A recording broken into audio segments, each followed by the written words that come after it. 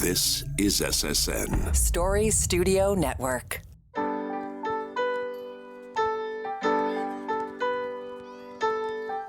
Hi, my name is Pamela Fuselli, and I'm the host of Popping the Bubble Wrap.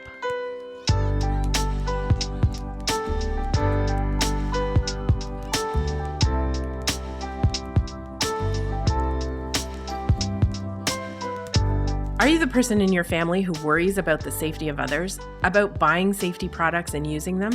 Are you yelling, "Yes, that's me"? This is the podcast for you. Raising a child or children can be a hair-raising undertaking, and keeping them safe is a priority. Parachute's Popping the Bubble Wrap podcast explores what you really need to think about as a parent or caregiver, and provides easy tips on prevention strategies. No bubble wrap here, though.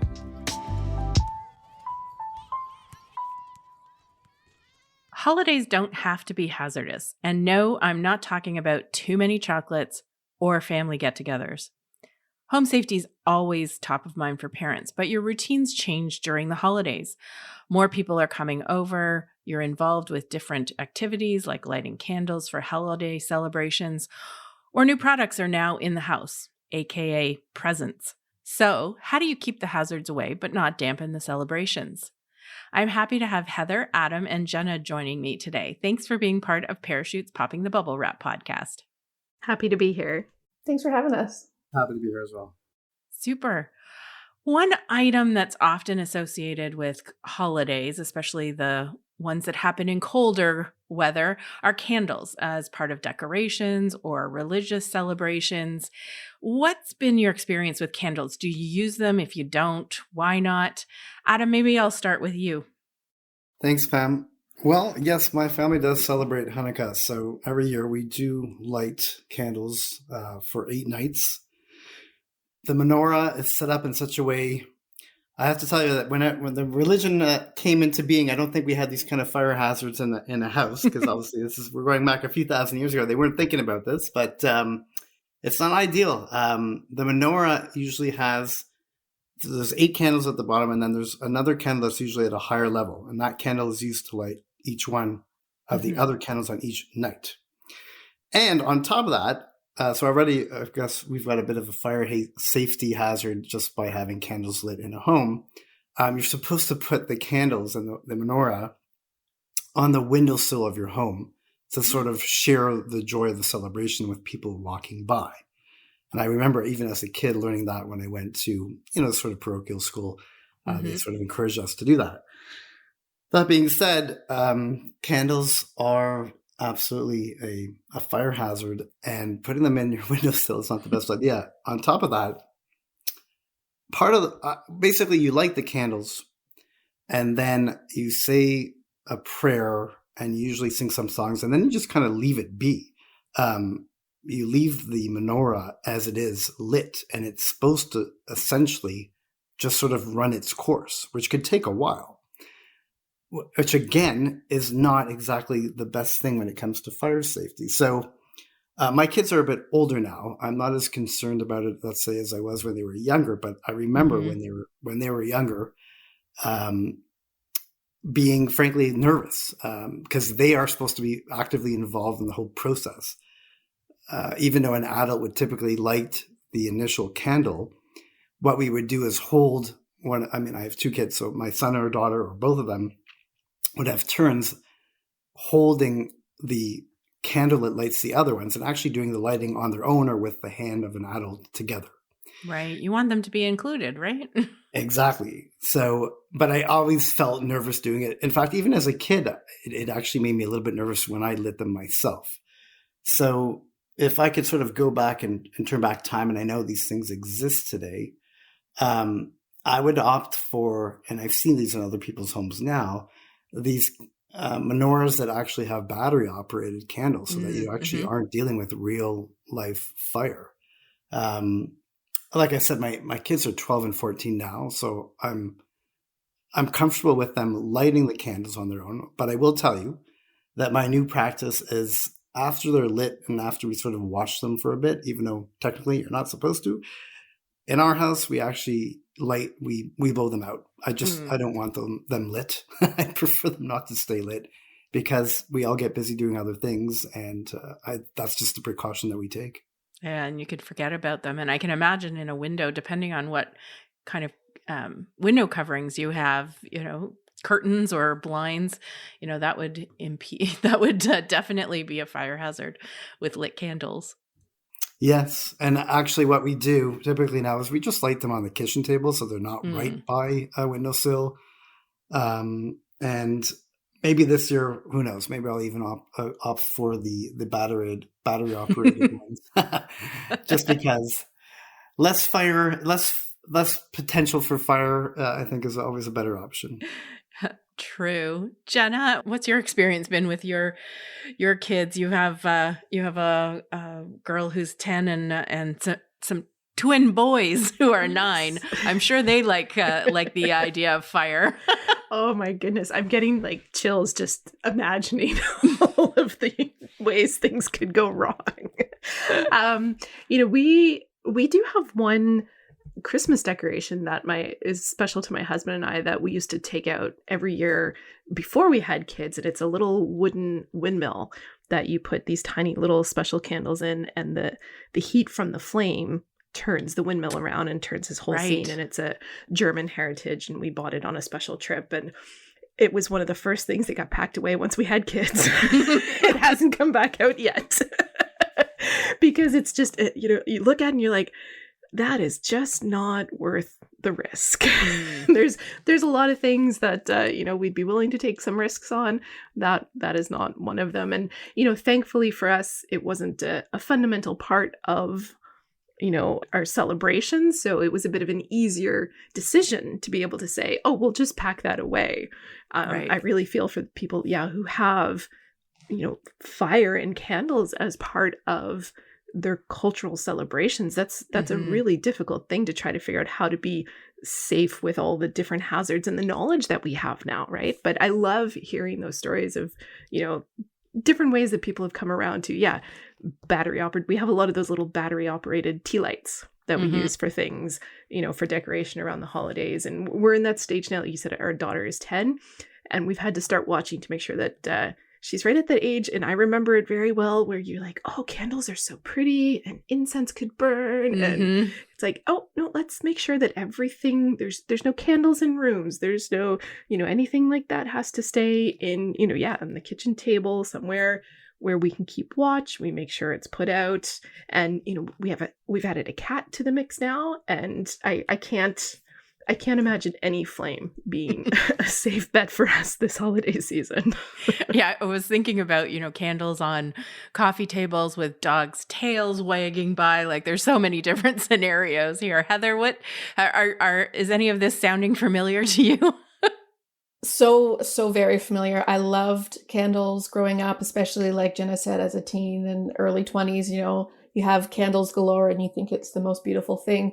But as soon as I had kids, I could not relax having them around. We did a total 180 and we packed away our candles in one move and we never got them out in the subsequent, I think, 4 moves that we've done since.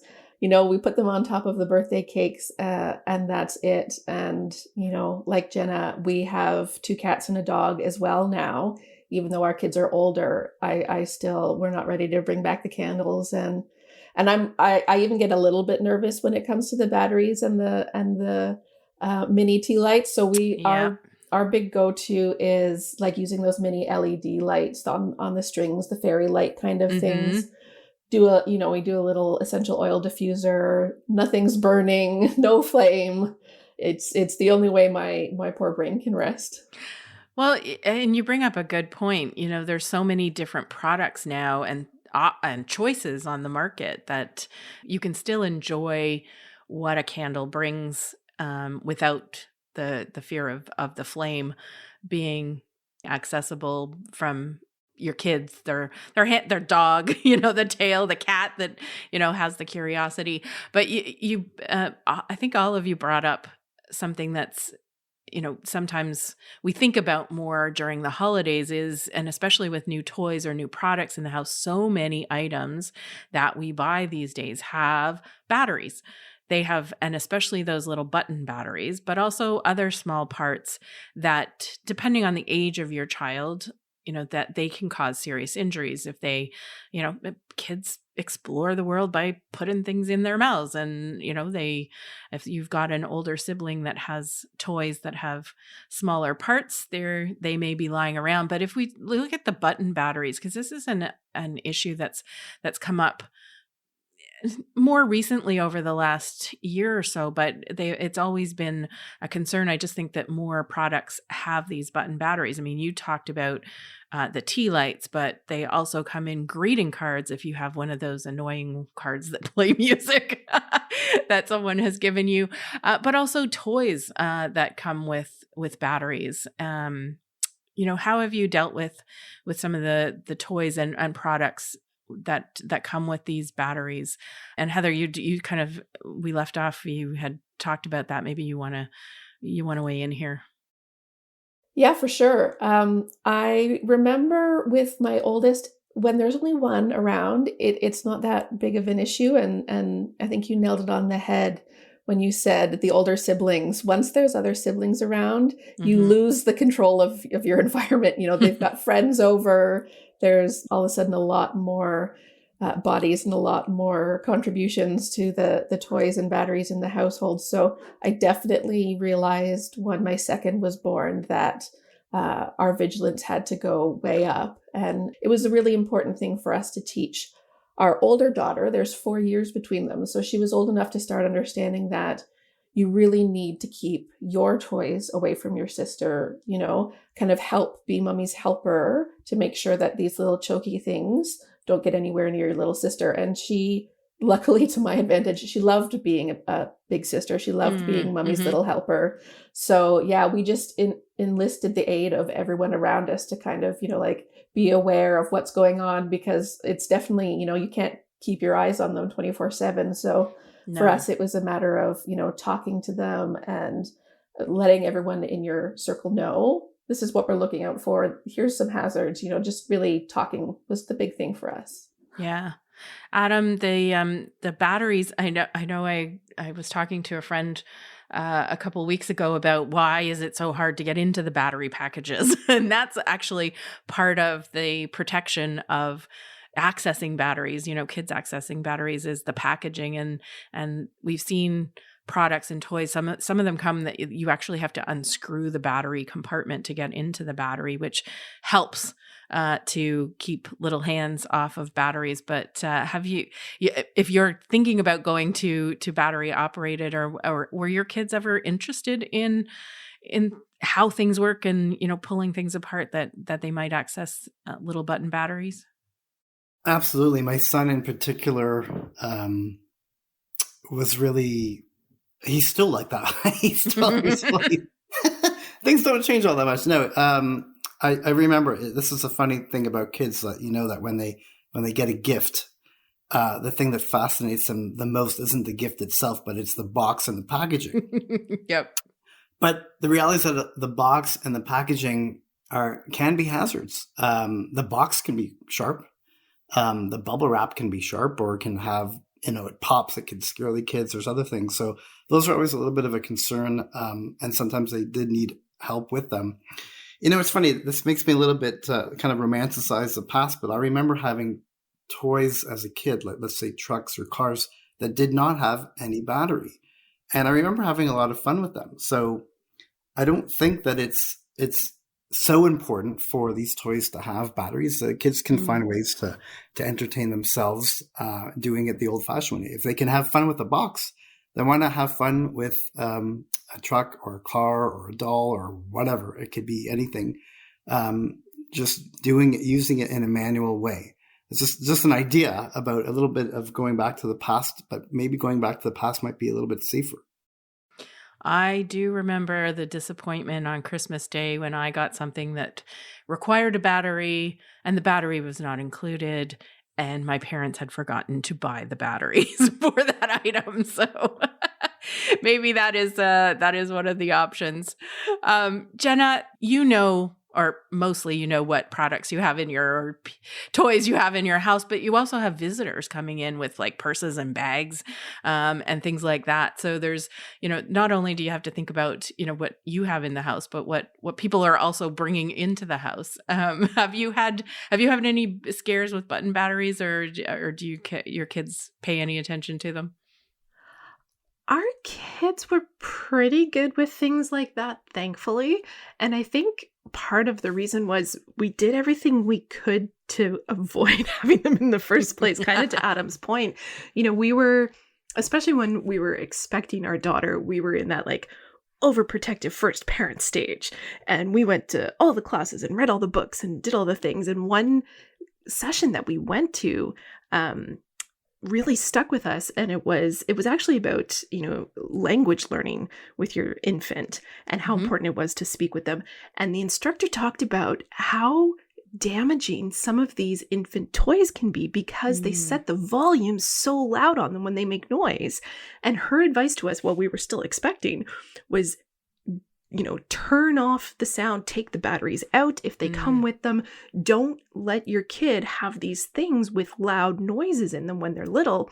So before our daughter ever got her first gift, we were taking batteries out, we were turning things on, and we were all for it. And we had the first grandchild in both families. So we were telling our parents and our siblings, look, we'd really appreciate if we didn't get these really loud, you know, mechanical things. So, of course, our families found the loudest possible wooden clacking toys to give us, which I think was a very fair compromise of us being overprotective parents going, oh, no, we don't want the toys that make noise with batteries. So you know, be careful what you wish for. But I was going to say, and now all your siblings who have had kids after you are returning the favor, shall we say? Of course. but it's true. You know, all those toys that a lot of us grew up with that were wooden toys or plush toys or just dinkies and whatever, they don't have to have all the bells and whistles and make noise and have flashing lights until the kids are older, where you can have those kind of conversations and be a little bit more careful with things like batteries. Yeah, and it's amazing how those little button batteries can do a lot of damage if they're swallowed and you don't get treatment right away. So I think there's a lot of parents listening that are, you know, have very similar experiences that you all have talked about today. So thank you so much for sharing your experience, your concerns, your strategies around keeping your kids safe around the holiday season. Thanks for joining us today. Thank you. Learn how to holiday safely. Read about common holiday hazards and how to avoid them at parachute.ca/holiday safety. That's parachute.ca/holiday safety. It's time to open your parachute. Stephanie Cowle is Parachute's Director, Knowledge Translation, and she has spent more than a decade working in the area of injury and trauma prevention. Welcome to Popping the Bubble Wrap podcast, Steph. Hi, Pam. Great to be here. Excellent. So we had an interesting conversation with parents around their holiday activities and some of the injuries that we see happening in this space because of changes to our environment, but also different traditions, technology as solutions. You know, what did you hear that really caught your ear, as it were, with the parents talking about what they do around the holidays to keep their kids safe? Yeah, it was really interesting to hear the stories about how their holiday traditions and observances have changed around the ages of their children. So just like you're changing your environment, maybe, you know, you're going through and childproofing and changing other aspects of your home, also maybe going about changing the way that you're doing things. And, you know, as much as we think about tradition as being long-standing and non-changing, it really does change over time. You know, the observances that our homes are different compared to the thousands of years ago when some of these traditions were started is so true. You know, the way that our homes and our furniture are built now, those materials are just set to go up in flames compared to old times. So being aware of, safety factors around some of these things like candles are really important. So it was nice to hear of, some of the changes, some of the creative solutions, whether it's just in your home or in the types of products that are offered out there right now. Lots of talk about, candle solutions. And, I remember years and years ago what fake battery operated candles look like. And now they're so realistic with their flickering, and they're looking, and some of them are scented and looking beautiful. So, as these things evolve, there are lots of opportunities to still build in these memories and traditions, but being aware of ways to put hazards away. Yeah, and candles, I think, really, are synonymous with some of the holidays. The innovations that candles, as you said, have taken have made it such that you can still get the majority of the result that you want from a real candle. And I guess that kind of ties in a little bit to, some of the other flame or fire kind of injuries that we see, like burns and scalds related to cooking. Can you talk a little bit about that? Yeah, well, as you know, Pam, burns and scalds are one of the leading causes of injury and very serious injury with younger children in particular. And of course, living in a country like Canada with our long and dark and sometimes really dreary winters, a lot of what we do, whether it's around the holidays or just over the winter season, involves a lot of light and warmth. So whether it's lighting candles, lighting the fireplace, cooking your favorite comfort foods, cooking traditional foods when you're together with family, all these come with a certain amount of risk to be aware of when it comes to heat and flames and hot substances around children.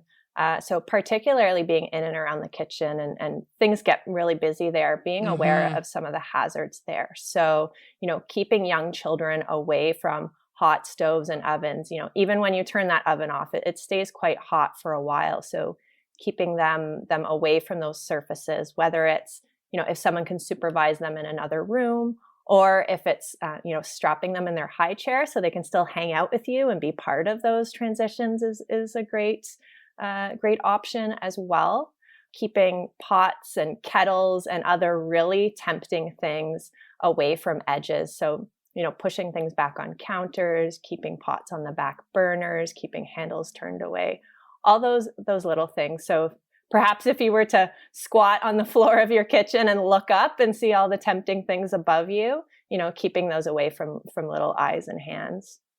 There's been, speaking of innovations in products, things like the kettles and toasters. If anyone's been frustrated with the short length of a toaster or a kettle cord, that has been partially due to preventing scald burns from those appliances.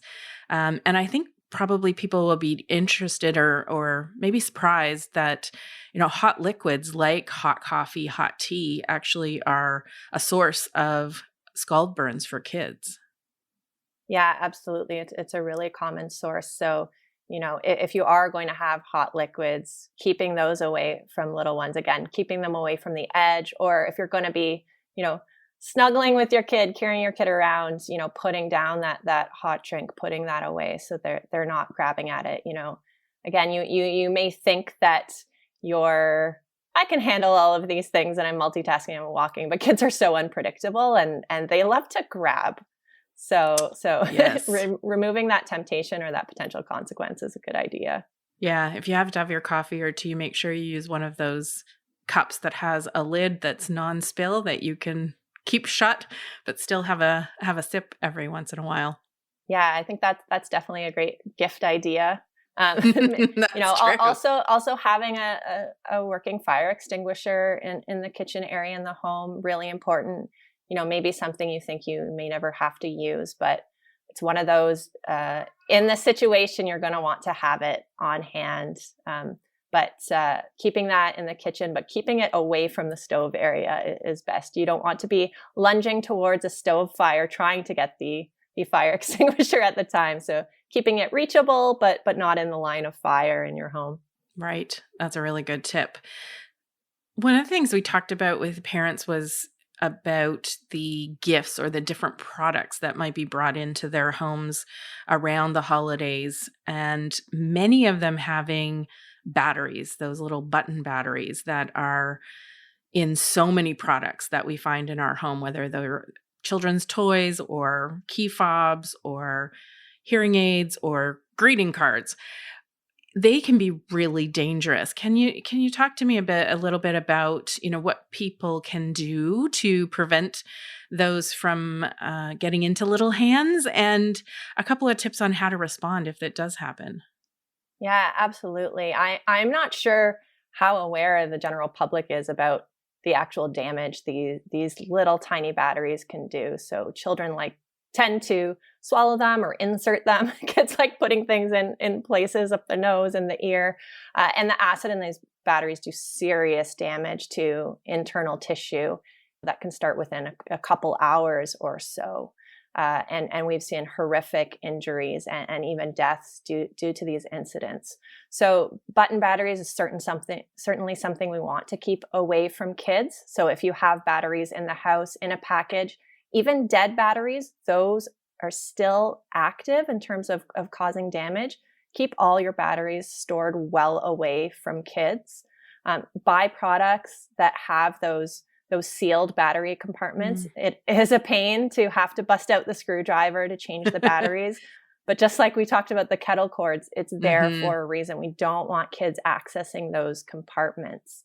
And we've heard stories of siblings feeding a button battery to a younger sibling, treating it like candy. So these are really things we need to keep away from kids. Now, in the case that your child does swallow or insert a button battery, this is something we want to treat as an emergency. So we don't want to wait around and find out if it's going to pass through them. Oh, we're not really sure. That's a situation where you want to call 911 or get to an emergency department right away. You want to communicate that you think they've swallowed a button battery, because that will help the medical team know that they need to respond really quickly. One of the newer evolutions in care for this type of incident that's really interesting that you and I have been learning about, Pam, is this new recommendation that while you're on the way to get emergency care, and this should not delay emergency care, but while you're on the way, if possible, giving children a little bit of honey can help delay the damage that the acid will do. And we have more detailed information about that on the Parachute website as well. I think you can find through the Canadian Pediatric Society. So it's something I recommend parents reading up about. Great. Thanks. So much information, so much key information that I think parents will really appreciate having in their back pocket. So as the holiday season comes around, they can take a look around their homes and anticipate some of these potential hazards and take some steps to prevent these types of injuries from happening. So thanks for joining me today. Thanks, Pam, and wishing everyone safe and happy holidays.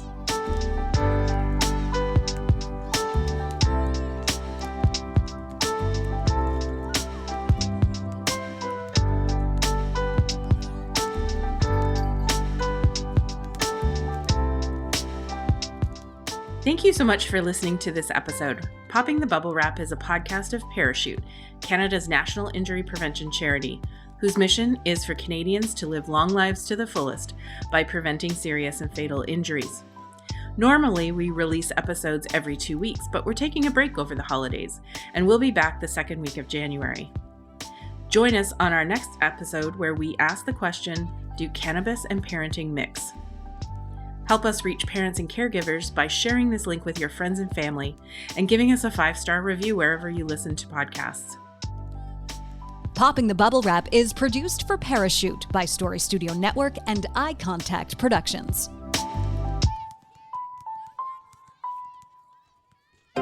This is Story Studio Network.